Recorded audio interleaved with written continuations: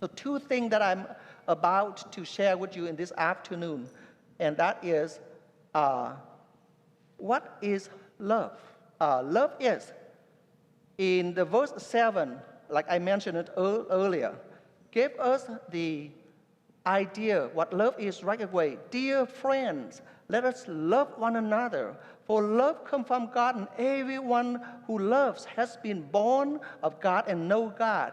So the first word here is dear friends. Điểm đầu tiên tôi sẽ chia sẻ với hội thánh, tình yêu là Đức Chúa Trời.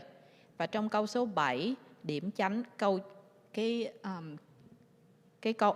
số 7 nói rằng hỡi kẻ rất yêu dấu, chúng ta hãy yêu mến lẫn nhau vì sự yêu thương đến từ Đức Chúa Trời. Kẻ nào yêu thì sanh từ Đức Chúa Trời và nhìn biết Đức Chúa Trời. Mở đầu câu thứ 7, sứ đồ Giang đã gọi hỡi kẻ rất yêu dấu. Dear friends, here, what is Apostle John is saying? He's not speaking to the world. He understands that the world does not understand love.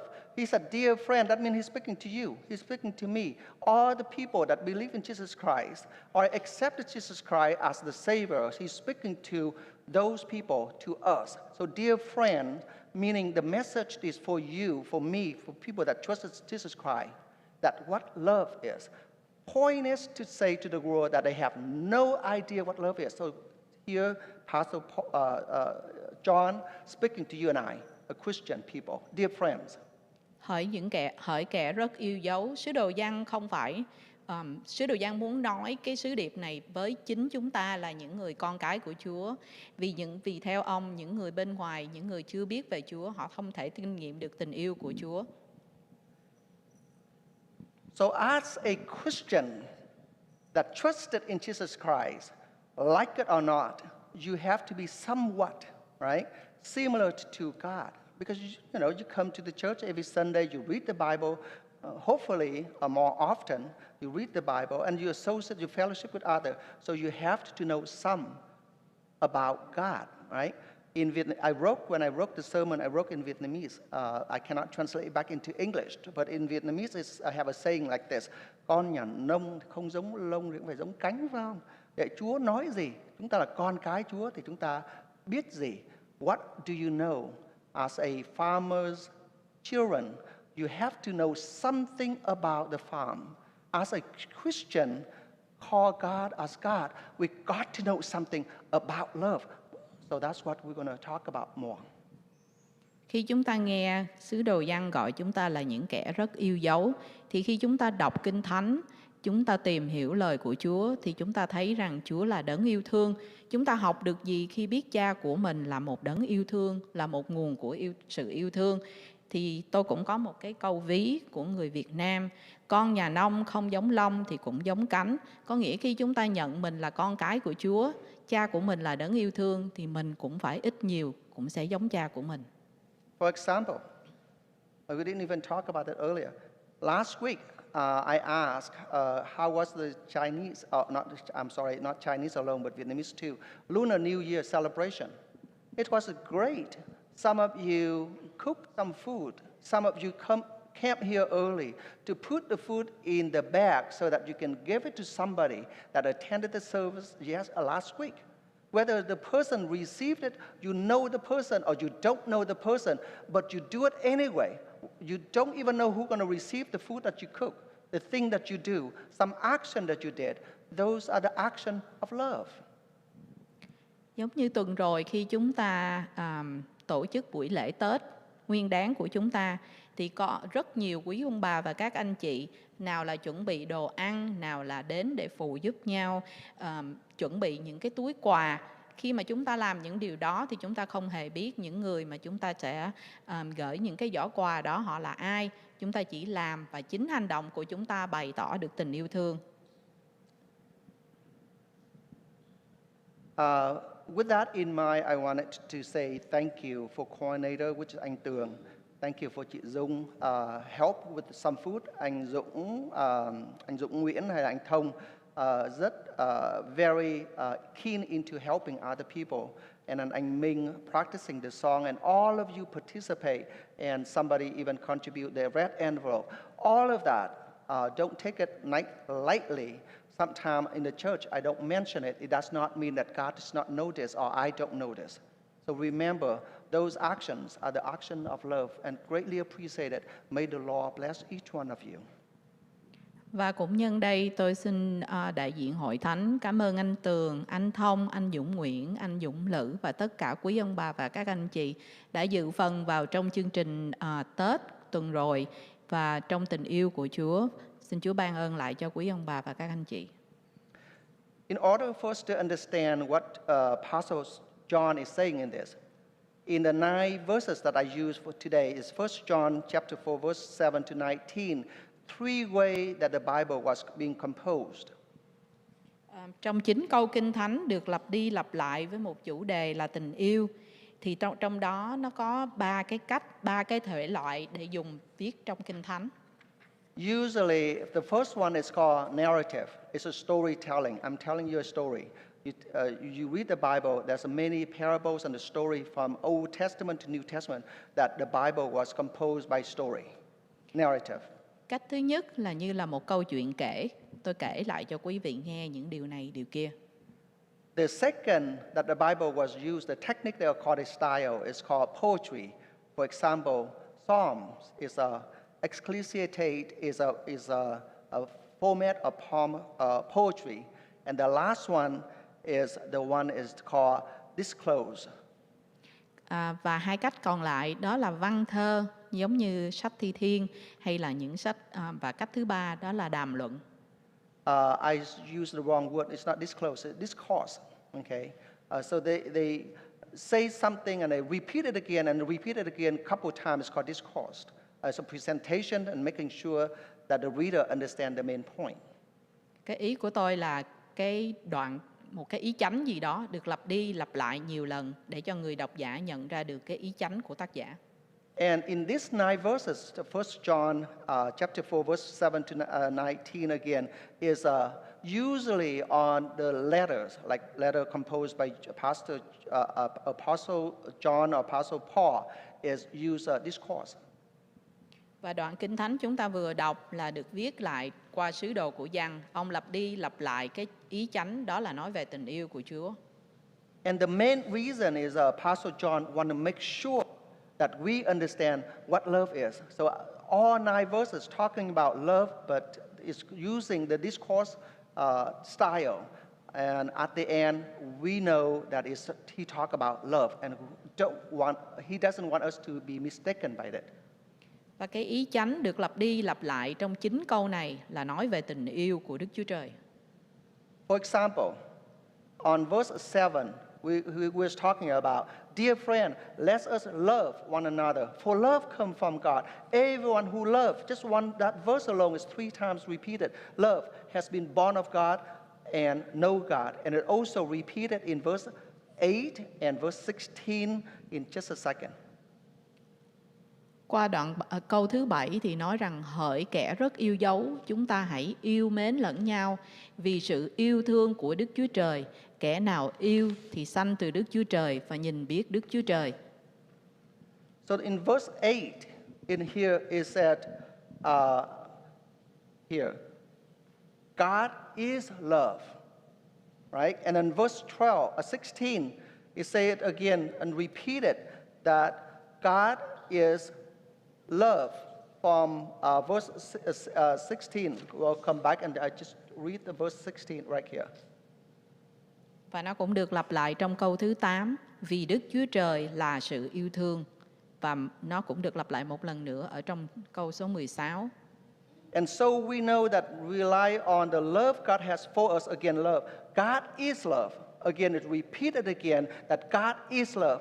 Whoever live in love, live in God. So God is love, and if you want to be loved, you have to love, you have to live in God, and God is in them. It's no but and if.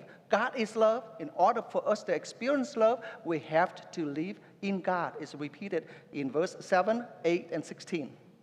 Và trong câu 16 cũng được lặp lại, Đức Chúa Trời tức là tình yêu. Vậy thì chúng ta có thể kết luận được rằng Đức Chúa Trời chính là tình yêu và Ngài là nguồn của tình yêu. And the second thing that he also repeats, so God is love, and the second thing is in order for us to really understand love, we have to know God. In Vietnamese it's called nhìn biết God, but in English, to know God, if you don't know God, it's impossible for you to love. Và chúng ta đã biết Đức Chúa Trời là tình yêu, Ngài là nguồn của tình yêu, thì làm sao chúng ta để chúng ta kinh nghiệm được điều đó là chúng ta phải tin vào Chúa. In verse 7 said it, and in verse 12, 13, 15, and 16, all repeating exactly the same thing.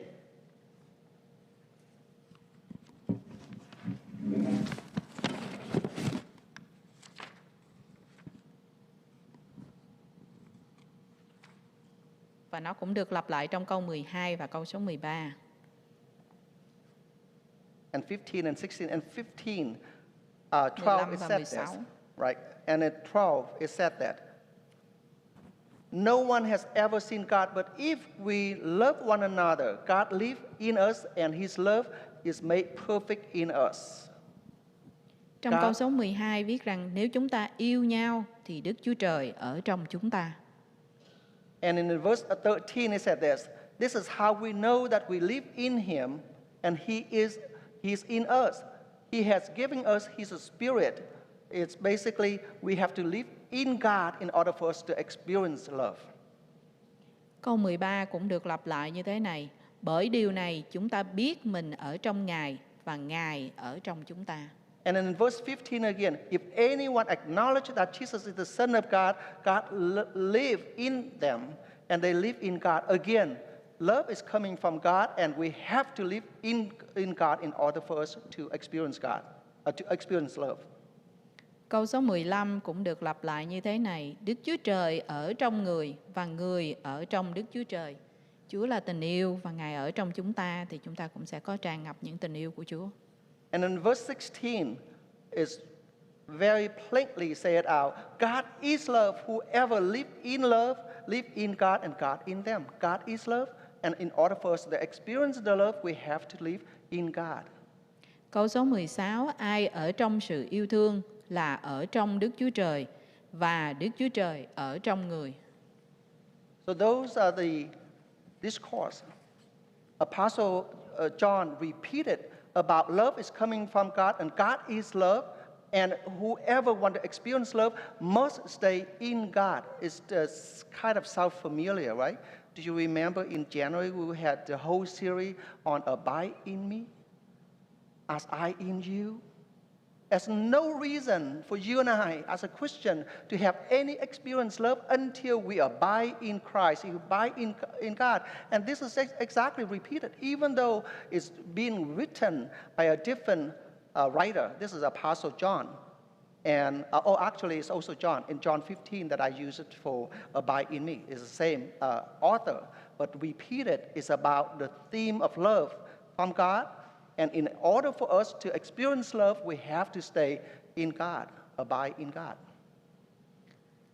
Chúng ta, sứ đồ Giang đã lặp đi lặp lại cái ý chánh của đoạn này, đó là tình yêu của Chúa. Và để có một cái tình yêu của Chúa thì chúng ta nhớ là chúng ta phải bám víu vào Chúa. Chúng ta phải níu nắm lấy Chúa. Giống như cái chủ đề mà tháng vừa rồi chúng ta học, đó là Remain in God, là tức ở trong Chúa và luôn luôn ở trong Chúa. Chỉ có ở trong Chúa thì chúng ta mới có nhận được cái tình yêu đó của Chúa. So I said two things thus far. One, God is love. Two, experience God, you have to stay in God. And the third one is you love by example. And Jesus Christ did exactly by actions, right? Action will show some kind of love. Not just talking about it, but it's action. And God did that. We'll take a look at it in a second. Và chúng ta sẽ ôm lại đó là tình yêu thì đến từ Đức Chúa Trời. Chúng ta kinh nghiệm về tình yêu của Chúa. Và nó không phải chỉ dừng lại ở cái sự chúng ta tin và sự chúng ta kinh nghiệm, mà chúng ta phải thể hiện bằng chính hành động của chúng ta để đem ích lợi lại cho những người xung quanh. And in verse 9, it said this. This is how God showed His love among us. He sent His Son, an only Son, into the world that we might live through Him. Sent is an action. We just not to tell you that I am love. The source of love is coming from me. Stay with me. You will experience love. But he did something. It's an action that God portrayed.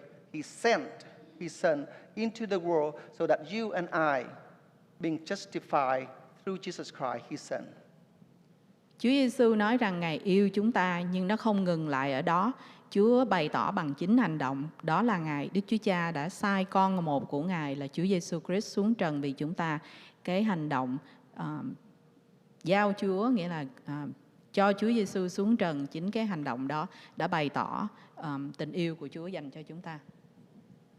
So three things that's love. One is love is God, or love coming from God is one. And the second is you have to know God. In order for you to experience God, love, you have to know God. And the third one is by actions. And God did the action as an example himself. So three things that we talked thus far. So tình yêu đến từ Chúa và chúng ta kinh nghiệm Chúa. Và điều thứ ba đó là chúng ta phải bày tỏ hành động. So far, I am not sure if you know how to love. I sincerely do not know how to love. I don't. I thought I do, but I don't. Do you really understand what love is? Tôi không biết chắc là quý vị có biết tình yêu là gì không, nhưng tôi thì tôi không rõ tình yêu như thế nào. So the love that you have thus far, is that really the love, the real love, or is a fake love? Tình yêu mà chúng ta đang có là một tình yêu chân thật hay đó chỉ là một tình yêu giả dối? For us, usually when we love somebody, why? Because we probably receive some benefit from the person. Whether we say it out loud or we don't, we receive a benefit in order for us to love somebody we claim that we love. Thông thường khi mình nói mình thương một người, vì đó giống như là một tình yêu, một tình cảm có lợi nhuận. Vì mình thương người đó, vì mình được một cái lợi ích gì đó, mình được một cái quyền lợi gì đó từ người đó. Và mình nghĩ rằng đó là tình thương. Will you marry somebody? You may not say it out. But deep inside that you receive some kind of benefit being married to this person. And when the benefit is not given to you anymore, guess what? That's why divorce rate is happening very high, not only in the US and everywhere, right? So there is a benefit for you to love the person as long as the person do what you wish him or her do for you, that you wish them to do it in life. Khi mình tiến tới hôn nhân với một người nào đó thì mình nghĩ rằng mình thương người đó thật. Mình thương người đó với một cái tình cảm chân thành để đi đến hôn nhân. Nhưng mà khi mà đã đi đến hôn nhân rồi mà không đạt được cái lợi ích, cái quyền lợi, cái điều mình ao ước thì sẽ đi đến sự ly dị. Và chính vì thế mà cái tỷ lệ ly dị hiện tại rất là cao, không những chỉ trên nước Mỹ mà trên toàn thế giới. There is a story I would like to tell you. There's a young man, very capable young man. He showed great love to a young woman. Two of them claim to be very in love. And in fact, they do. They're in love. Love to the point that they agree and to get married, to build a family. That's a real story. So two of them, because they love each other, they got together and they got married because of love. Tôi xin kể một câu chuyện, đó là có hai bạn trẻ rất là thương nhau và họ nghĩ rằng họ thương nhau và họ đủ thương nhau để đi đến hôn nhân và cuối cùng thì họ đã tiến tới hôn nhân. So after they got married, they live very lovely life and peaceful life. And the reason is the young man is capable young man, and he practically did everything that pleased the wife. So they love each other so much, right? And the wife loved the husband so much, and the husband loved the wife so much because he or she too, right, did everything that the spouse ever wished for. So they in love, and that's up to this point. Và đôi vợ chồng trẻ này sống với nhau rất là hạnh phúc đến cái độ là hai người, cả người chồng lẫn người vợ, sẵn sàng làm bất cứ điều gì khi người phối ngẫu của mình hỏi tới thì họ, nghĩa là chồng rất là cưng vợ và vợ rất là thương chồng và làm tất cả mọi điều để cho người phối ngẫu của mình được hạnh phúc cho đến một điểm. One day, the husband, or it can be a wife too, did something wrong. And I let you fill in what did he or she did wrong. The word wrong. They did something wrong. Either the wife did something wrong or the husband did something wrong. Something they did was wrong. Và cho đến một ngày thì một trong hai người đã làm một điều rất là sai phạm. Thì tôi để cái điểm trống, một cái khoảng trống đó cho quý ông bà và các anh chị điền vào cái điểm sai đó là gì, mà cho dù đó là người vợ hoặc là người chồng. And they begin to argue because of the wrong. They begin to fight, and they begin to basically kind of, space themselves. Don't want to talk to each other, don't want to see each other. They begin to have a lot of differences from that wrong. Và khi họ đã có một cái điểm sai từ đó thì nó liên hệ, nó bắt đầu nảy sinh ra rất nhiều những cái điều khác, những cái sự bất đồng khác nhau. Họ gặp những cái sự khó khăn, những cái sự mâu thuẫn khi mà nói chuyện với nhau hay là trong những cái sinh hoạt hàng ngày. You can imagine the rest when a couple begin to have some kind of wrong there and they start talking to each other. What is going to lead to? 3 things it will lead to. Và chính vì những cái sự bất đồng đó mà nó đã dẫn họ đến 3 điểm. Ultimately, they might divorce, or because they're not believe in divorce because they're somewhat a Christian, so they're not divorced. They separated. So I live in my house, or I sleep in my bed, and you sleep in my bed. Separated, mentally and sometimes also physically. Và họ nghĩ đến vấn đề ly dị, nhưng rồi họ lại có một cái điều gì đó cản trở họ. Có thể họ là những người Cơ đốc nhân. Thay vì đi đến ly dị thì họ sẽ ly thân với nhau, hoặc là họ sẽ sống một cách gọi là chuyện của ông làm, chuyện của bà lo. Or the third is still separated, so nobody knows. But you do whatever you do. I have my own world.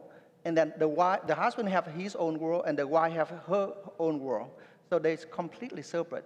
You do whatever you want, I do whatever I want. That's a 3 possible way, and it happened. Và rồi thì họ đã đi đến cái kết luận là phòng tôi ở, phòng anh ở.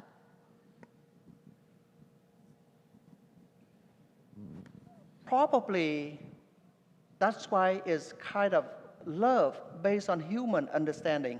That may be the reason, not only family, the church, and the society. We have so much problem because we lack of love and we think we love. As soon as somebody do something we don't like, wrong, sai, we withdraw ourselves, we separate ourselves, we distance ourselves so that it's not going to affect me anymore. And that is kind of love that we experience in this world, in our society, in our family.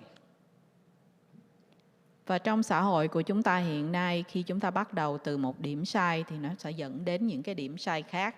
Nó cứ nối tiếp với nhau và nối tiếp với nhau trong đời sống hàng ngày của chúng ta. So the second point that I want to come, so love, the real love, I just gave you a taste of the human love, right? And probably you can relate to it somewhat. It's the same thing. I use a spouse, but what about brother and siblings? When my siblings say something I don't like, guess what? Cạch người đó, separated. Don't see that person ever again. Do you have that in your family? Just because that sibling, younger brother, older brother, did something, said something, or act certain way, we separate ourselves, we stop. We may not say anything, but we stop. And that is a definition of mankind, human love. That is not the real love. Real love from God, we'll study a little bit more. So far, I said 3 things. Love is coming from God. In order for you to experience love, you have to know God.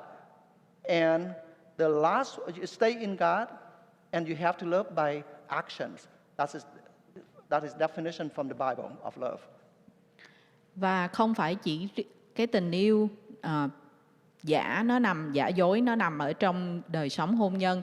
Nhưng mà ngay cả trong đời sống gia đình của một đại gia đình chúng ta, có nhiều khi có những anh chị em của chúng ta nói lên những cái điều gì đó, hoặc có những hành động nào đó làm cho chúng ta không bằng lòng, thì chúng ta cũng gạt người đó ra khỏi đời sống của chúng ta. Thì đó có phải là tình yêu thật hay không? Và tình yêu đó nó có đến từ Chúa hay không? Một lần nữa tôi xin nhấn mạnh với quý ông bà và các anh chị là tình yêu đến từ Chúa. Mà muốn biết được tình yêu của Chúa thì chúng ta phải kinh nghiệm Chúa, phải tìm kiếm Chúa. Và sau đó là chúng ta phải bày tỏ được hành động, vì chúng ta là những đứa con của Chúa. Before I continue talking about what love is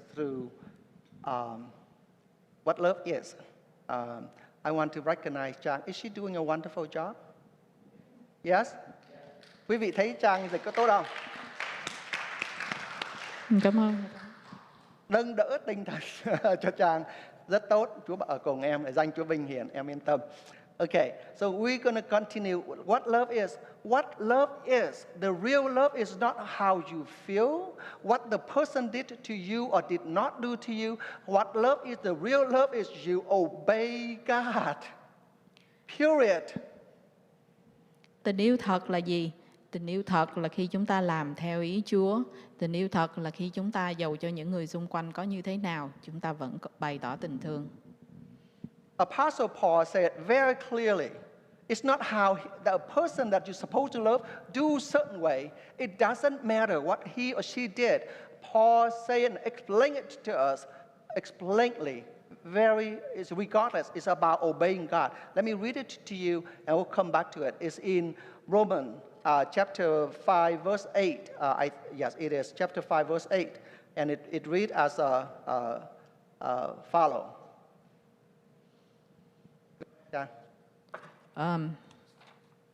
Sứ đồ Phaolô nói rất rõ về cái yếu tố quan trọng của tình yêu, là mình yêu những người xung quanh, cho dù rằng người đó có làm điều gì cho mình phật lòng, dù rằng người đó làm những cái điều gì đó mình không thích, nhưng mình vẫn yêu là vì Chúa đã yêu mình trước. But God demonstrates His own love for us in this: while we were still sinners, Christ died for us. Did Christ come down when you're perfect? That you know exactly what you do, you're obeying Him? Did He come down while you're perfect? No. We're still not perfect right now. But He demonstrated the love by He came down while we are sinners. God came. Chúa xuống trần vì chúng ta, không phải vì chúng ta tốt đẹp, không phải vì chúng ta là những người hoàn hảo, nhưng Chúa xuống trần vì chúng ta là những tội nhân. Và mãi cho đến bây giờ, khi chúng ta đã tin nhận Chúa, chúng ta vẫn là những tội nhân, nhưng Chúa bày tỏ tình thương bằng sự giáng sanh của Ngài.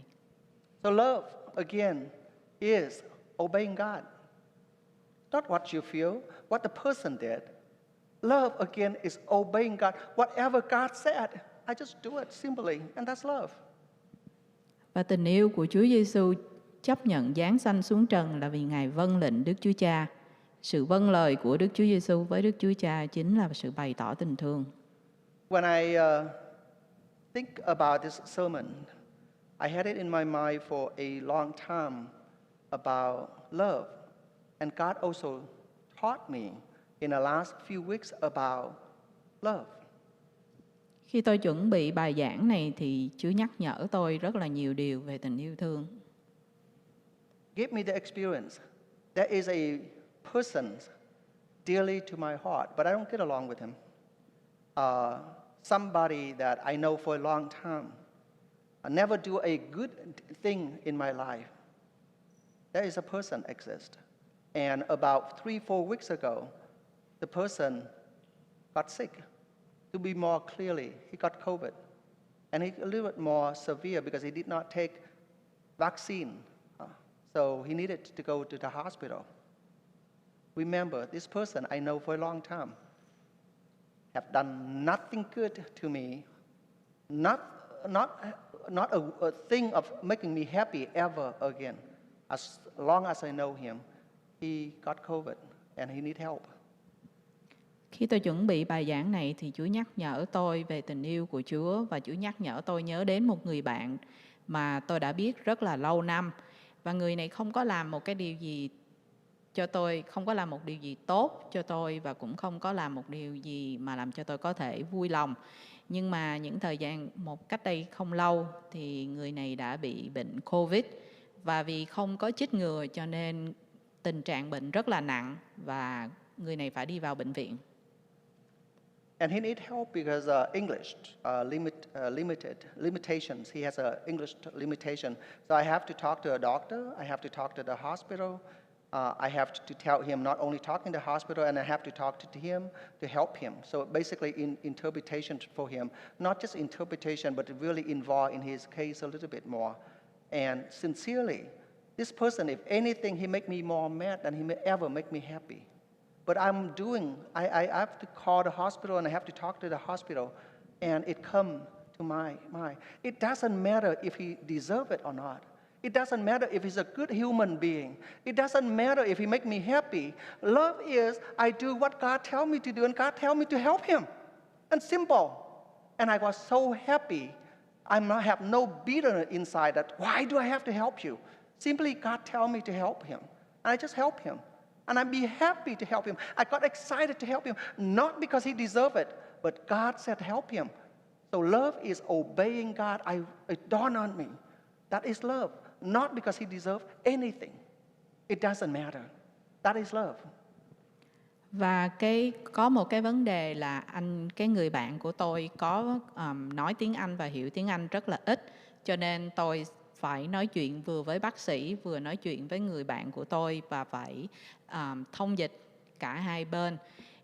Nhưng mà tôi đã làm cái điều đó rất là dưới sự hướng dẫn của Chúa, vì người này không làm gì cho tôi được hết và càng làm cho tôi khó khăn hơn, khó chịu hơn và không hiểu tại sao anh ta không làm một điều gì cho tôi, không có làm một cái sự xứng đáng nào hết, nhưng mà tôi vẫn muốn giúp anh ta. Vì sao? Vì tôi vâng lời của Chúa, Chúa dạy tôi phải làm điều đó. If you're thinking I'm a wonderful human being, you're wrong. I'm not a wonderful being human. I simply experience God's love by obeying God, and hopefully that some of us, not because you're a good Christian, not because I'm a pastor. If I am a pastor, I would tell him to go somewhere else. But I simply experience God's love is you do something good to somebody for the benefit of the person that you do it to, whether the person deserve it or not. Irrelevant. Simply love is obeying God. Tôi làm điều đó không phải vì anh ta xứng đáng hay không xứng đáng, vì đứng trước mặt Chúa tất cả chúng ta đều là những tội nhân, nhưng tôi làm điều đó vì Chúa dạy tôi và tôi vâng lời Chúa. Not because I'm a good person either. Simply I just obey God. Tôi không phải là một người tốt, nhưng chỉ vì tôi muốn vâng lời Chúa. And on the same week, on the same token, another friend, this person is, I wouldn't say it's worse or better, right? He is a type of person that, because it's not honest, right? He says one thing and he means something else. And it just bothered me so much, and I even vowed to myself, I'm not going to see him, I'm not going to associate with this person. I'm not anymore. And worst, God. Right? But he's not being very transparent. I just usually speak my mind. But this person is like, he talk about something else. It take me 3 days to figure out what he talked. He's never being honest. That's what it is. And I said, no, and he need help too. And I said, I'm not going to associate with this person anymore. I'm not. I told my wife. And then when I digest about love, it's not about what he did or he didn't do. He deserved it not because he need help, and I can help him. So again, it's not because I'm a wonderful individual. Love is simply I obey God. I say, I have all the bitterness about him that I have to help him is disappear. Simply obey God. Love is obeying God. Và cũng cùng một ý, tôi có một người bạn nữa cũng không có làm những cái điều gì cho tôi thấy là mình có thể muốn kết bạn với người đó, và tôi cũng có nói với vợ của tôi rằng tôi không muốn làm bạn với người này nữa. Nhưng người đó cũng rất cần sự giúp đỡ của tôi, và tôi đã giúp đỡ người đó không phải vì tôi là một người tốt, là một người hoàn hảo, nhưng tôi làm điều đó vì Chúa dạy tôi và tôi muốn vâng lời Chúa. Let's go make it local here. Anybody, if you're on Zoom or YouTube, you're not coming to church today. If you're sick, that's fine. You're not coming today because somebody sitting in here, somebody in the church making you upset, and you're not here right now. Is that real love, a fake love, or real love? Think about it.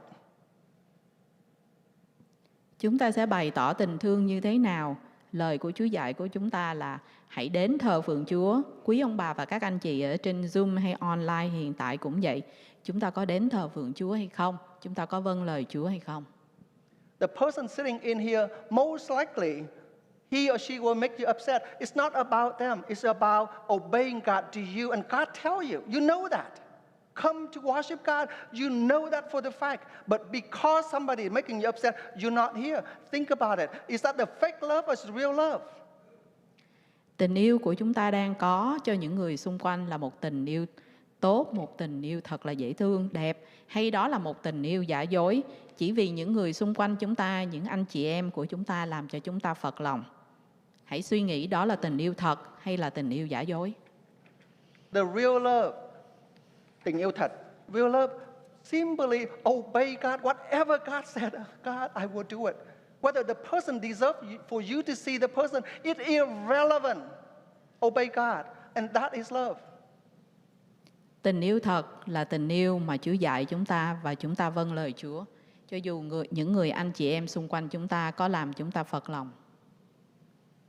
In Matthew chapter 5, verse 44, it said the following. You go ahead and read it first and I will. Here it is. In Matthew chapter 5, verse 44 said, "But I tell you, love your enemy and pray for those who persecute you." That's love. Obeying God. The person next to you probably don't deserve your attention, don't deserve for you to be associated, but obey God. If God tells you to do something, obey God. Trong sách Ma-thi-ơ đoạn 5 câu số 44 có viết: "Song ta nói cùng các ngươi rằng, hãy yêu kẻ thù nghịch và cầu nguyện cho kẻ bắt bớ các ngươi." Cho dù những người xung quanh chúng ta làm cho chúng ta có những sự bực bội, có những sự khó chịu, nhưng chúng ta có vâng lời Chúa để mà yêu thương anh chị em mình hay không? So love comes from God. Love is to know God. Love is to by action that God demonstrated He camped down while you're a sinner. And love basically is obey God. So tình thương đến từ Đức Chúa Trời. Đức Chúa Trời là sự yêu thương. Và để biết được điều đó, chúng ta tìm kiếm Chúa, tin nhận Chúa. Và rồi sau đó là chúng ta bày tỏ bằng chính hành động của chúng ta là vâng lời Chúa. So any of you been here for married for about 25 years or less than 50 years, raise your hand. Okay. How many years, Dung? 29? Okay, going to be 30 years, right? Okay. This year going to be 30 years. So those of you who's not 50 years, I hope to celebrate all of you, including myself, 50 years anniversary and 60 years anniversary. And why? Not because your wife, your husband deserve your love. Why? I'm give you the answer right now. Love your enemy. Yêu mến kẻ thù mình. Love your enemy. So hopefully that you're going to love your wife for the next 10, 20, 50 years. Go ahead, love your enemy, go home, don't laugh. You too. Ở đây có anh chị nào đã có cuộc hôn nhân dưới 50 năm? Thì có chị Dung là khoảng 30 năm. Và tôi hy vọng rằng tôi sẽ dự những cái lễ kỷ niệm đám cưới của các anh chị là 50 năm. Không phải vì người vợ hay người chồng, nhưng đó là vì tình yêu thật. Obey God. Simply. Whatever God tells you to do for your spouse, simply do it. If God said respect your husband, respect him. If God said love your wife, love him. It doesn't matter if she deserves it or he deserves it. It's irrelevant. Obey God. Vâng lời Chúa như lời Chúa dạy. Vâng lời Chúa như lời Chúa dạy, yêu kẻ thù nghịch mình. Nếu Chúa dạy chúng ta kính trọng chồng của mình thì chúng ta vâng lời Chúa. Amen. Nếu Chúa dạy chúng ta yêu vợ của mình thì chúng ta nên vâng lời Chúa. Mother Teresa, that all of you know, she had a few interesting statement. I only use one of them. And it said this. Here. It's simply, I read it first as quote, and I will summarize it in my own word. I have found the paradox, and that if you love until it hurts, there can be no more hurt, only more love. Love until you get hurt. Trust God. Obey God. You will experience love. Tôi có một cái câu nói để tôi muốn chia sẻ với hội thánh, một câu nói của mẹ Teresa, như chúng ta đều ai cũng biết về người đàn bà này. Bà ta có nói: tôi đã nhận ra một nghịch lý, nếu bạn yêu hết lòng đến mức đau đớn thì chẳng còn nỗi đau nào nữa, mà chỉ tràn ngập tình yêu thương. That's love. Obey God. Anybody make you upset right now at church? Do what God tells you to do.